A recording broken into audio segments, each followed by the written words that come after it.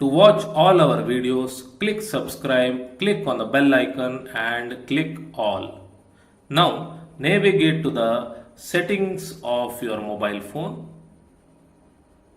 Go to apps and notifications. Notifications. YouTube, and make sure all the options on the right are turned on. Hello and welcome. In this video, we will learn about telling measurements and counting money. Now, we know that 1 by 4 kg equal to 250 grams, half kg equal to 500 grams, 3 by 4 kg equal to 750 grams, and 1 kg equal to 1000 grams, right? And from previous video, we know that 1 by 4 is kalu in Kannada. 1 by 2 or half is vare or ardha in Kannada, and 3 by 4 is mukkalu in Kannada, right? Now, if you have to say, give me 250 gram rice, or give me 500 gram rice, or give me 750 gram rice, then these are the ways by which you can say this. Okay, you go to a shop to buy rice, and if you want to buy these quantities, you have to say like this: Nanage call KG ಅಕ್ಕಿ ಕೊಡಿ.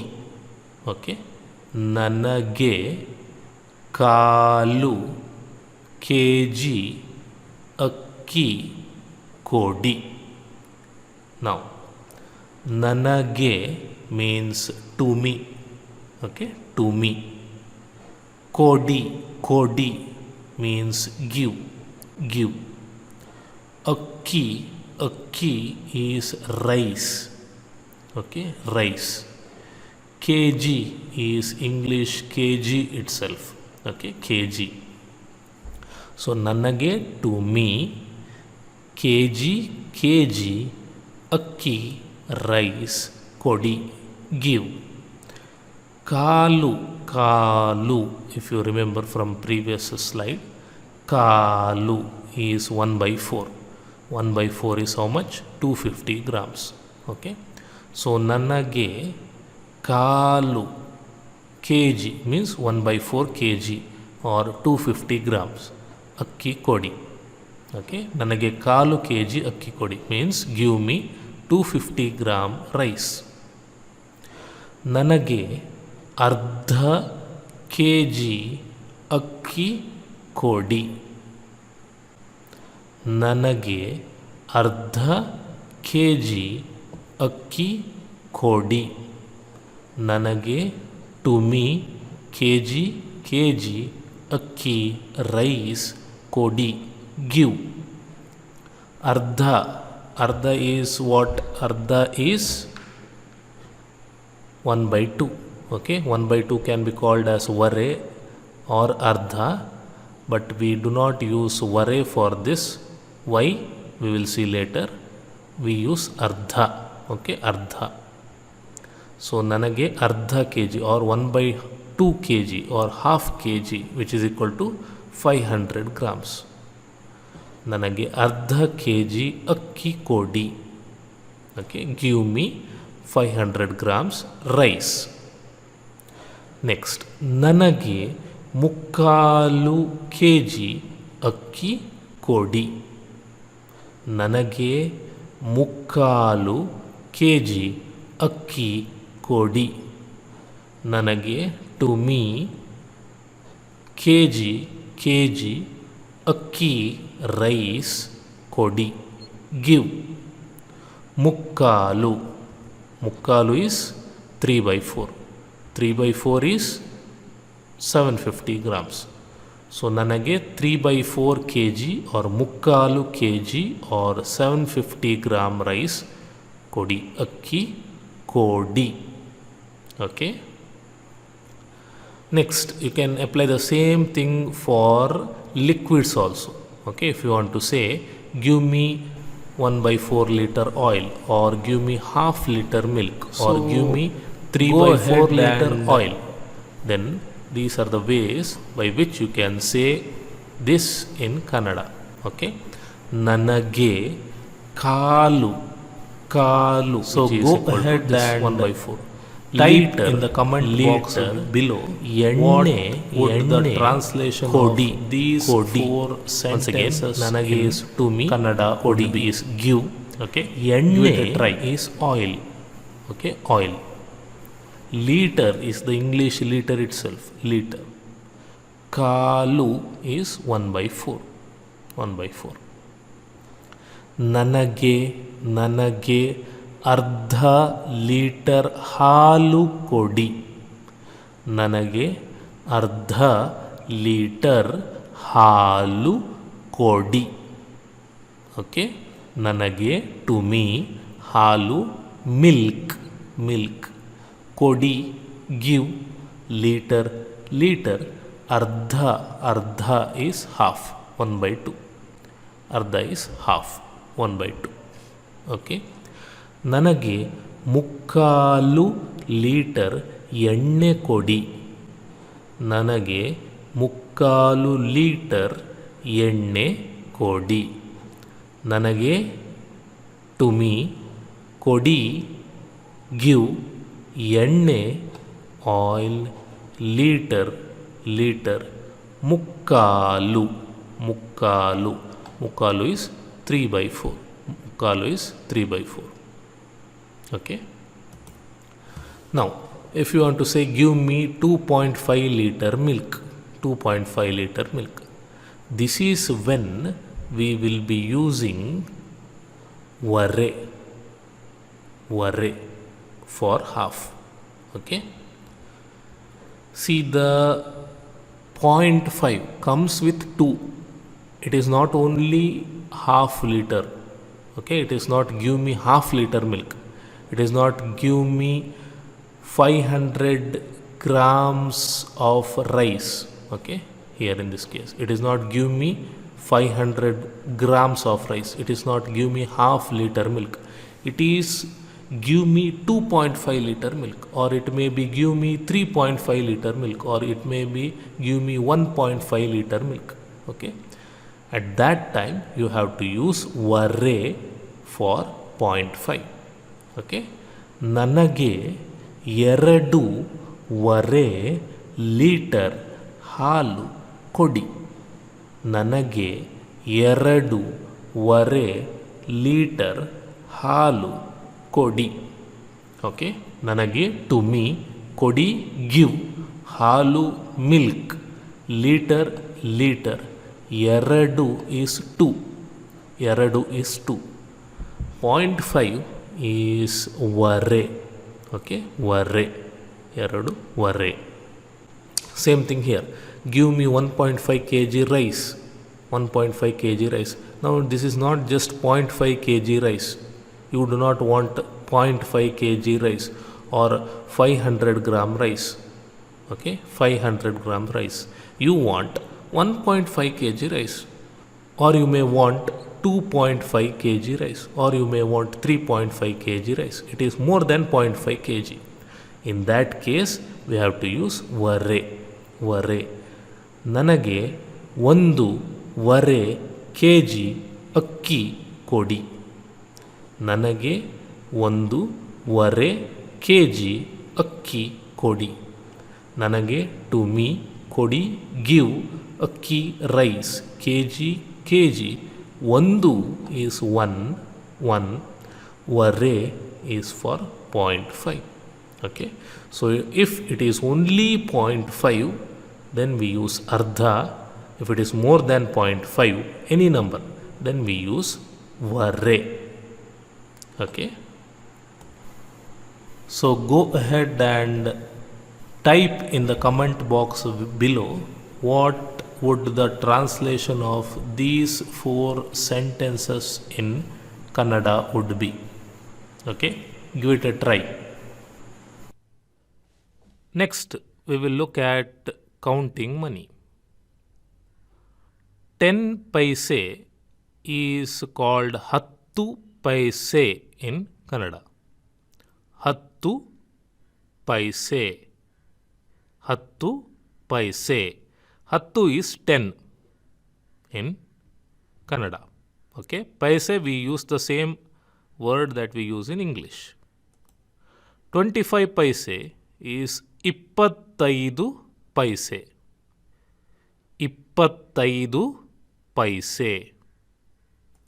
50 paise is 50 paise. 50 paise. 1 rupee is 1 ರೂಪಾಯಿ. 1 ರೂಪಾಯಿ. We call ರೂಪಾಯಿ for rupee in Kannada. ರೂಪಾಯಿ. Okay. 2 rupees is 2 ರೂಪಾಯಿಗಳು. 2 ರೂಪಾಯಿಗಳು. Okay, more than 1. So we need to add galu at the end.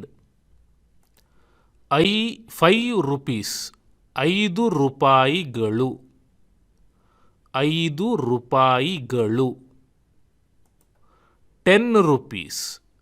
10 ರೂಪಾಯಿಗಳು. 10 ರೂಪಾಯಿಗಳು. 20 rupees. 20 ರೂಪಾಯಿಗಳು. 20 ರೂಪಾಯಿಗಳು. 50 rupees. 50 ರೂಪಾಯಿಗಳು. 50 ರೂಪಾಯಿಗಳು. 100 rupees. 100 ರೂಪಾಯಿಗಳು. 100 ರೂಪಾಯಿಗಳು. 200 rupees. 200 ರೂಪಾಯಿಗಳು. 200 ರೂಪಾಯಿಗಳು. But generally we say 200 ರೂಪಾಯಿಗಳು. Okay, 200. We do not say 200. We say 200. 200 ರೂಪಾಯಿಗಳು. 500 rupees. 500 ರೂಪಾಯಿಗಳು. 500 ರೂಪಾಯಿಗಳು. But we generally say 500 ರೂಪಾಯಿಗಳು. 500 ರೂಪಾಯಿಗಳು. Okay. 2000 rupees. 2000 rupees. 2000 ರೂಪಾಯಿಗಳು. 2000 ರೂಪಾಯಿಗಳು. Okay. And one more thing is, generally we omit or leave out this galu. We say 2000 ರೂಪಾಯಿ or 50 ರೂಪಾಯಿ or 100 ರೂಪಾಯಿ or 10 ರೂಪಾಯಿ. We do not say galu. Okay. Very rarely we use galu. It is better you omit this. Okay, because if you are finding it difficult to remember, you just say ರೂಪಾಯಿ. That is enough. Okay. Now, 1.5 rupees or 1.5 rupees is 1.5 ರೂಪಾಯಿಗಳು. 1.5 ರೂಪಾಯಿಗಳು. ವರೆ means half. Okay, ವರೆ means half. 2.5 thousand rupees. 2,500 ರೂಪಾಯಿಗಳು. 2,500 ರೂಪಾಯಿಗಳು. ವರೆ is half. ವರೆ is half. Okay, you can just say 2,500 ರೂಪಾಯಿ. Enough. Okay, galu is not required. Okay. 4 notes of 500 rupees. 4 notes of 500 rupees. 500 ರೂಪಾಯಿಗಳ 4 ನೋಟುಗಳು. 500 ರೂಪಾಯಿಗಳ 4 ನೋಟುಗಳು. 500 500. 500 ರೂಪಾಯಿಗಳ. This is required. Gala is required here. Gala means of. Okay. Of 500 rupees 500 ರೂಪಾಯಿಗಳ 4 4 note notes is ಗಳು here okay note is note itself notes you have plural ಗಳು okay 500 ರೂಪಾಯಿಗಳ of 500 rupees 4 4 note note notes ನೋಟ್ಗಳು ನೋಟ್ಗಳು okay 2 notes of 10 rupees 10 ರೂಪಾಯಿಗಳ 2 ನೋಟ್ಗಳು 10 ರೂಪಾಯಿಗಳ 2 ನೋಟ್ಗಳು 10 ರೂಪಾಯಿಗಳ of rupees okay 10 ರೂಪಾಯಿಗಳ of rupees 10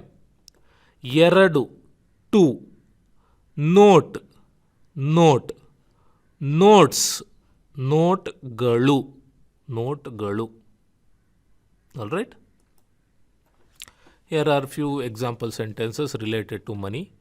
Give me a change of some rupees. Give me a change of some rupees. Okay? That some ರೂಪಾಯಿಗಳ ಚಿಲ್ಲರೆ ಕೊಡಿ. For example, if it is please give me a change of 500 rupees, then 500 ರೂಪಾಯಿಗಳ ಚಿಲ್ಲರೆ ಕೊಡಿ. Okay? ಚಿಲ್ಲರೆ is change. ಕೊಡಿ is give. Okay? Give. Me is not used here. Okay? It is understood that you are asking. So once again, me, ನನಗೆ is not required. Okay?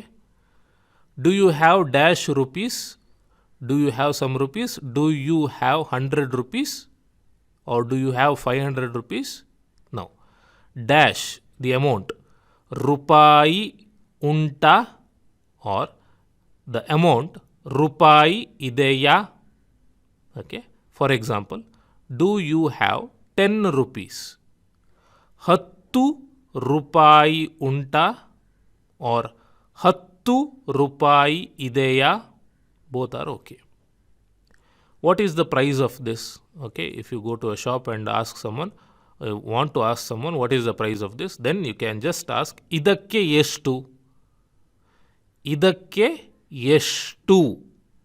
ಇದಕ್ಕೆ means for this. ಎಷ್ಟು means how much. So in English, direct translation would be for this how much. Okay, but Kannada we generally say ಇದಕ್ಕೆ ಎಷ್ಟು to ask the price of some material. All right. Next, how much did you spend? ನೀವು ಎಷ್ಟು ಖರ್ಚು ಮಾಡಿದ್ದೀರಿ. ನೀವು ಎಷ್ಟು ಖರ್ಚು ಮಾಡಿದ್ದೀರಿ. ಖರ್ಚು means spend. Okay. ಎಷ್ಟು how much. ನೀವು you. Okay. ಮಾಡಿದ್ದೀರಿ did you.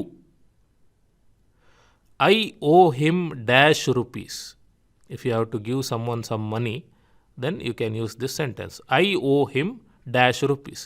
ನಾನು ಅವನಿಗೆ dash ರೂಪಾಯಿ ಕೊಡಬೇಕು. For example, I owe him 2000 rupees. Then ನಾನು ಅವನಿಗೆ 2000 ರೂಪಾಯಿ ಕೊಡಬೇಕು. Okay. Please reduce the price. Please reduce the price. ದಯವಿಟ್ಟು ಸ್ವಲ್ಪ ಕಮ್ಮಿ ಮಾಡಿ. ದಯವಿಟ್ಟು ಸ್ವಲ್ಪ ಕಮ್ಮಿ ಮಾಡಿ. That is how you ask someone to reduce the price. Okay. Click subscribe, click on the bell icon and click on all to get notified when we post a new video. If you want to watch more videos, click on the channel and click on playlists and follow any playlist that you want.